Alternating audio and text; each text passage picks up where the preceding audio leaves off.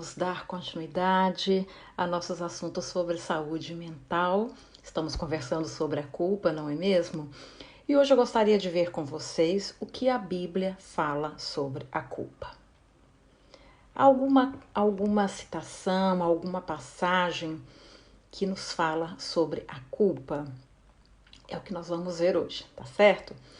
Bom, embora a Bíblia traga o relato de histórias, de vidas de muitas pessoas, de muitos homens e de muitas mulheres, ela não se refere à culpa como a culpa subjetiva, não é esse sentimento de dor, de arrependimento, de autocondenação que nós estamos tratando aqui.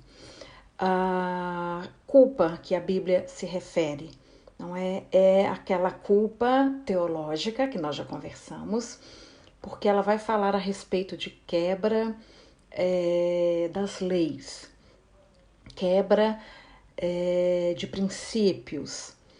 Então, a Bíblia normalmente, quando fala em culpa, ela trata dessa culpa teológica. Muito embora, nós podemos ler entre as linhas, aquilo que pessoas viveram e aquilo que pessoas, atitudes que elas tiveram que foram assim completamente diferentes diante de uma situação de culpa. Nós podemos lembrar, por exemplo, do apóstolo Pedro e do apóstolo Judas. Dois que andaram com Jesus, dois que caminharam com Jesus. E dois que viveram situações, podemos dizer que viveram situações semelhantes, não é? Porque os dois negaram. Judas negou e Pedro também negou, não é? Mas a forma como um e outro lidou com a culpa foi muito diferente.